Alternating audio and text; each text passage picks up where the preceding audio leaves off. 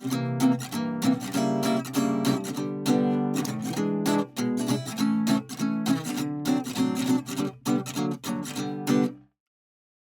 have Michael DeMeng here today, and he is going to show us how he uses Kroma Crackle in his workshops in a speeded up drying process. As you guys know, if you've used the Kroma Crackle in the traditional recipe, it takes a little bit of time to use. So we're going to speed up the process right before your very eyes, woohoo, and make it fast drying and in no time. So that's what we're going to do.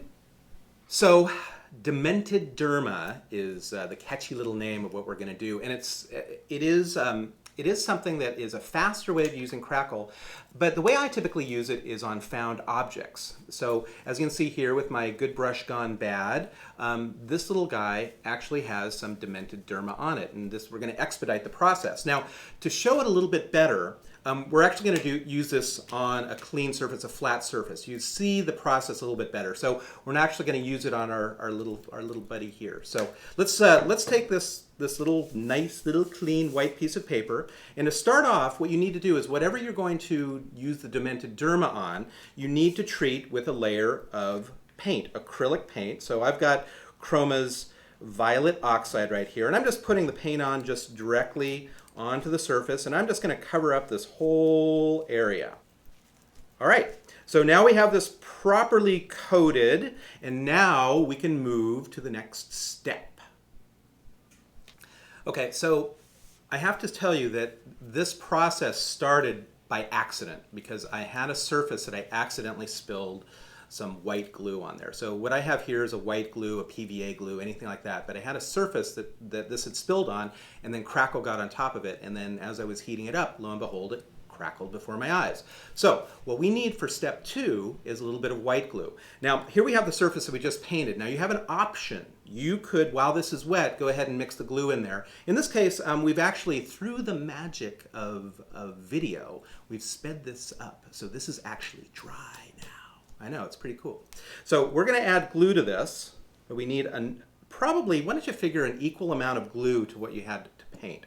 So this is a brush that has a little bit of paint on it, and that's okay. We don't care about that. We just want to make sure that we have this covered in a white glue, a PVA glue, an Elmer's glue, some glue like that. After this is on there, you have the choice of heating this up and drying this on its own, or you can just let it air dry. It depends on how much time you have. Okay, so we are at the Kroma Crackle stage. Now, our glue is actually dry, and thoroughly dry in this case.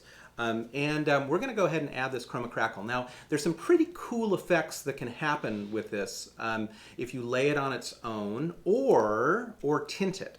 So what we're going to do is we're going to do both. I'm going to do half and half, so you can see what happens if you add a little bit of pigment to this, as well as just using it on its own. So what I'm going to do is I'm just going to slather a big bunch of this stuff on here. It's ooey gooey, ooey ooey ooey. Now, I should tell you that I actually use my fingers to do this. You know, if you're worried, don't do it. If you're worried it is sensitive skin or who knows what, I use my fingers. Okay, I'm not going to do it here, but I use my fingers. All right, so we're going to lay this out with a nice little palette knife. You're going to get different effects depending on what you use to lay this down with. If you use a brush, you'll actually get little lines where the brush mark is. Palette knife is going to be a little bit smoother. Fingers, if you opt for that, though I don't recommend it, it will have a slightly different effect as well. Now, I like to get this about as thick as, when we say a millimeter or 2. You don't really, for this effect, you don't want it super thick because that will change the whole effect. You want to make it so it's, I'd say not much more than 2 millimeters in depth. Now, what I have over here is I have a little bit of pigment here. So part of this I'm going to add to this surface. Now, one thing you should know is you don't want more than 10% of this mixed in with the Crackle. Now, how you measure that, I don't know what to tell you, but figure no more than 10%. So I'm going to grab a little bit of this and mix it in with the Crackle. So get that nice and mixed. Now, you can air dry this, or if you're like me and you really don't want to wait for things to air dry, just grab a heat gun. They have some really good craft heat guns. Don't use one of those monster heat guns that are designed to melt houses. take paint off houses because you'll melt whatever it is you have on there. So just get a craft heat gun. Don't use a blow dryer because that's just going to blow everything around. You want to heat this up until it turns bright. The area over here is going to turn bright, bright, bright white. The area over here that you added a pigment to it is going to turn like a pastel version of the color you added. It's not going to turn the pure color that you used. It's going to be a pastel. It's almost like you add a little bit of white to that pigment. This paint is starting to shift and separate and starting to get little mountainous sort of areas. It's very topographical. If you wanted to make maps, this would be a good thing to make maps with. Look at how nice that is. Right before your very eyes. Pretty good.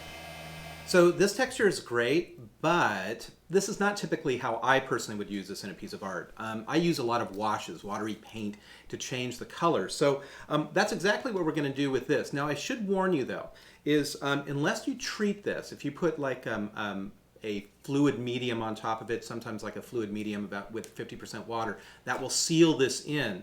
But if you don't and put washes on it, it will temporarily darken. So don't get freaked out. Don't go, oh, I lost all that cool stuff.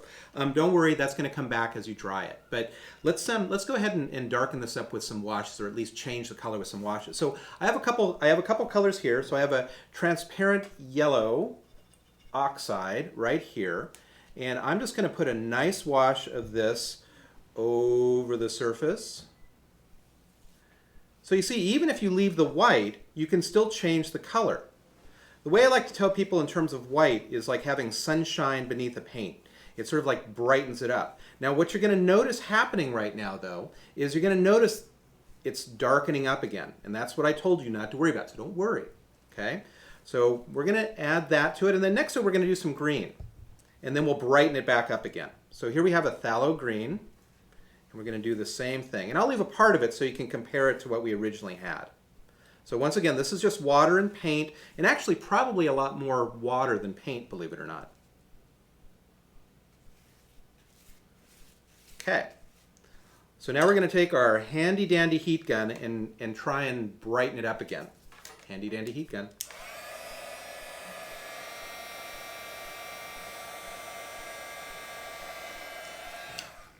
I told you not to worry. See, the colors are coming back. And I could heat that up a little bit more and they'll still brighten up.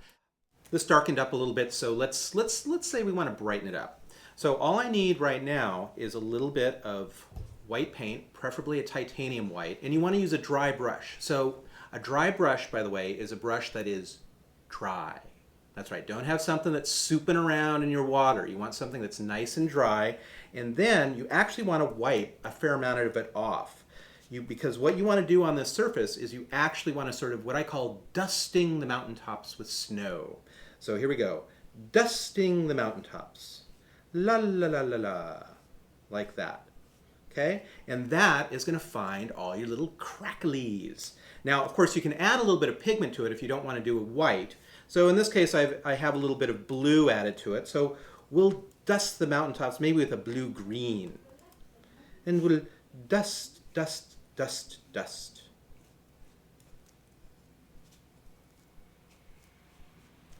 Okay, and then you dry this.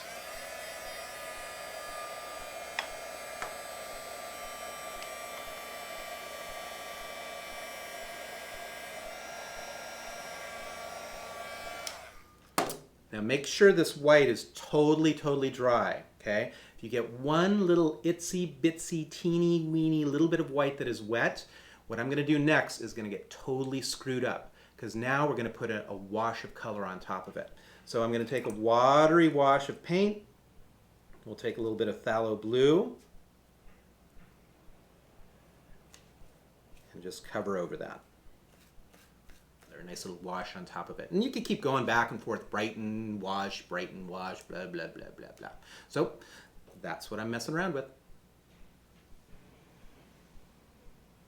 So as you can see, we've gone a little bit of crackle crazy to the point of where Helen even painted my hat. So just so you know, Helen was telling me you can just literally put crackle on anything, as you can see.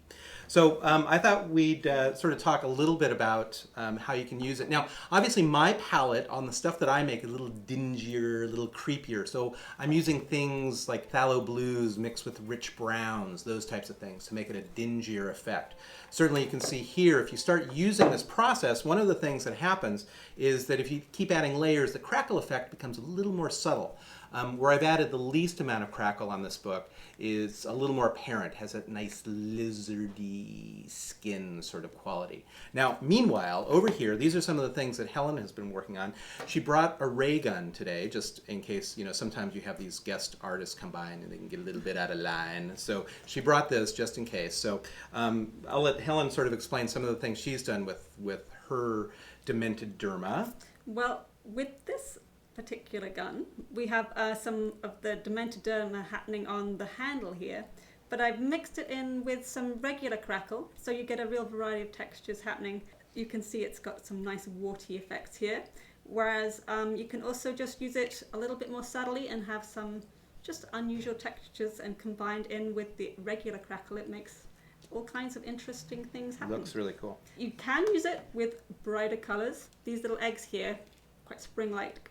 They're just the same technique, but using brighter colors. You can also use it without adding any color at all. This is just on its own, no color added. But if you like to add layers and texture, you can just keep on going until you get whatever you like. Check out this dude. Nothing like a book that can talk to you. Ah, waka waka. And it's, of course, great for all kinds of 3D objects. Really nice. You can also use it just as an element in a piece where you want to create some texture in some areas. You don't need to cover the whole thing, you can just use it in certain areas. This one has the regular crackle on top and the Demented Derma underneath. You can get all kinds of interesting textures that way. This one kind of looks a little bit like brains happening here. Again, Demented Derma underneath and the regular crackle on top. Brains are good, and this is dry brush with a metallic paint on top. It's like a gold or a bronze, I think, is what's on there. So you get a little bit of sparkle.